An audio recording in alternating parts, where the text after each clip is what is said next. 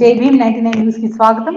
నిజామాబాద్ జిల్లా భీమ్గల్ మున్సిపల్లో 2023-24 మరియు 2024-25 ఆర్థిక సంవత్సరాలలో అభివృద్ధి పనుల్లో జరిగిన అవినీతి పనులకు సంబంధించిన బిల్లులను సమాచార హక్కు చట్టం ఆర్టీఐ ద్వారా సేకరించి బీజేపీ నాయకులు మీడియాతో మాట్లాడుతూ నిధులు మంజూరైన కొన్ని పనులు పూర్తి చేయకపోయినా వాటిని పూర్తయినట్లుగా చూపించి నకిలీ బిల్లులు తయారు చేశారని అన్నారు.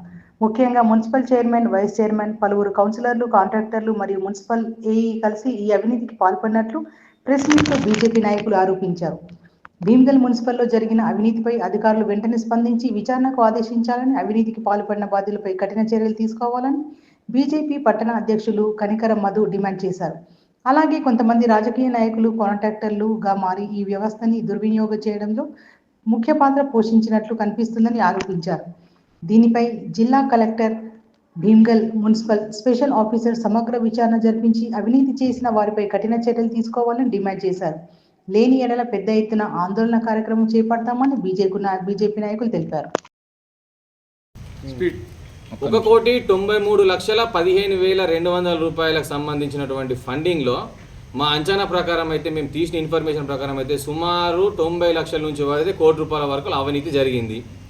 ఈ అవినీతికి పాల్పడ్డటువంటి ఎవరైతే ఉన్నారో ప్రతి ఒక్కరు అందులో ఆడిటర్ నుంచి పడితే మున్సిపల్ కమిషనర్ నుంచి పడితే మున్సిపల్ ఏఈ కానీ, మున్సిపల్ కమిషనర్లు కానీ, కౌన్సిల్ మెంబర్స్ కానీ, కౌన్సిలర్స్ కానీ, దానికి తర్వాత దానికి సంబంధించి ఈ బిల్లు లేపుకొచ్చినటువంటి కాంట్రాక్టర్లు కూడా ఇలా ప్రతి ఒక్కరికి హస్తం ఉన్నది.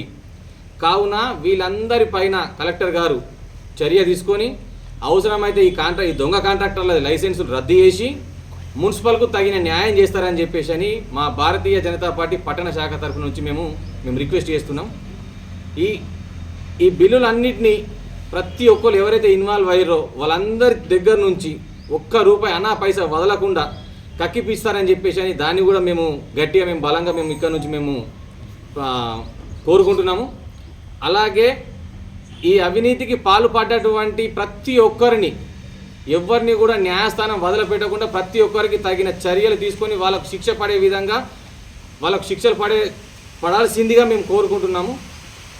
పడకపోతే ఇంత అవినీతి జరిగిన తర్వాత ఒకవేళ ఇదంతా ఏదైతే ఫ్రాడింగ్ను కప్పిపూచే ప్రయత్నాలు చేస్తే మాత్రం భారతీయ జనతా పార్టీ తరఫున మేము ఊరుకునే లేదు. పెద్ద ఎత్తున మున్సిపల్లో ఆందోళన కార్యక్రమాలు చేపడతాం.